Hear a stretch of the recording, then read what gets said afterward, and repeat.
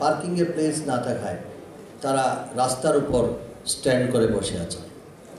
আমি 4-5টা জায়গায় আমরা প্রস্তাব দিয়েছি যাতে 5-6টা জায়গায় যদি আমরা জমি অধিগ্রহণ করে আমাদের পার্কিং প্লেস করতে পারি তাহলে আমাদের নিজস্ব একটা আয় বাড়বে। আর এই যে শহরে যে জঞ্জাট, যেখানে গাড়ি পার্কিংয়ের ব্যবস্থা সেখানে পার্কিংয়ের ব্যবস্থা হয়ে যাবে।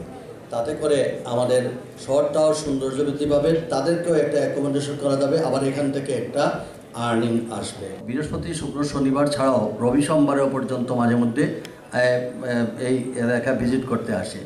আমরা মাননীয় মন্ত্রী মহোদয় যদি সম্মতি দেন তাহলে আমরা একটা জায়গা নিতে চাই, যে জায়গায় গাড়ি পার্কিং থাকবে এবং এখানে রেস্টের জায়গা থাকবে, তারা এসে রান্নাবান্না করার ব্যবস্থা থাকবে এবং যাতে ওইখান থেকে ছোটো গাড়ি দিয়ে তারা বিভিন্ন জায়গায় যেতে পারে। কারণ তারা যখন আসেন তখন তাদের এই প্রাকৃতিক জিনিসপত্রেও তারা রাস্তাঘাটে বিভিন্ন জায়গায়, এতে আমাদের অবস্থা পরিবেশ নষ্ট হয়, রান্নাবান্নাও করে ফেলেন রাস্তার মধ্যে, এটাও আমাদের জন্য একটা বেশ কষ্টদায়ক।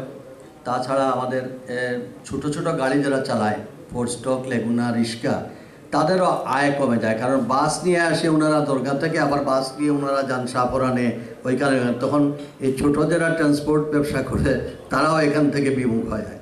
কাজেই সার্টেন এই জায়গায় থাকলে ছোটো গাড়িতে তাদেরও একটা সোর্স অফ ইনকাম ব্যবস্থা হলো। যদি এটা সম্মতি দেন তাহলে আমরা এটা সুন্দর করে প্রস্তাব পাঠিয়ে দিতে পারবো। একটা প্রস্তাব রাখতে চাই, এই নগরবাসী সব এখানে আছেন, রাজনৈতিক নেতৃবৃন্দ আছেন, ধর্মীয় নেতৃবৃন্দ, সকল কাউন্সিলর সবাই আছেন। সিলেট শহরের যানজটের মূল সমস্যা হচ্ছে অপরিকল্পিতভাবে নগর গড়ে ওঠার কারণে, যার কারণে এই সিলেট সার্কিট হাউসের মতো একটা ইম্পর্টেন্ট জায়গায় রাস্তার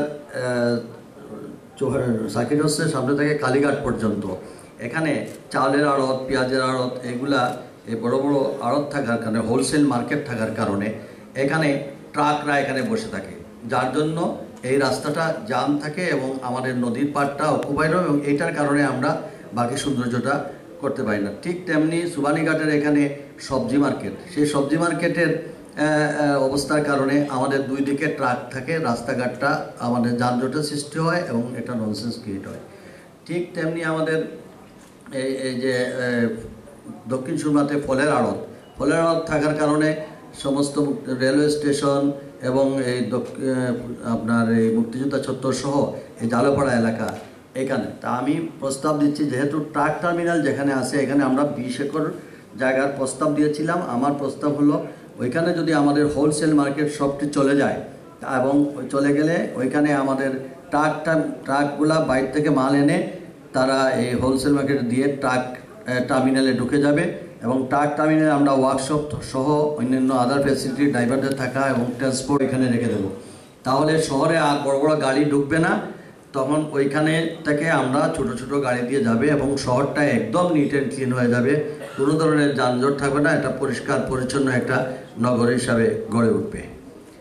আমাদের সিটি কর্পোরেশনের কয়েকটা এলাকায় আমরা চাচ্ছি, অনেক ওয়ার্ডে স্কুল নাই, আমরা নতুন নতুন স্কুল এবং সেখানে আমরা স্কিল, আমাদের এখন জেনারেল লাইনের আমি আমার পছন্দ, আমাদের এই ইন্টারমিডিয়েট লাইন থেকে যদি কেউ ভোকেশনাল ইনস্টিটিউট ট্রেনিং নিয়ে ডিপ্লোমা নিয়েও বাইরে আসে তাহলে আমাদের চাকরি নকরির ব্যবস্থাও থাকে এবং এইসব স্কিল লুকলে আমাদের প্রবাসী অধ্যুষিত এলাকা বাইরে গেলেও তার জব এনশিওর হবে।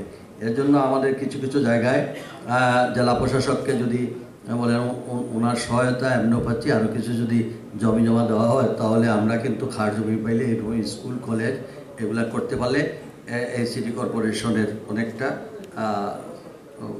মানে জনগোষ্ঠীকে একটা কাজে লাগানোর ব্যবস্থা হলো।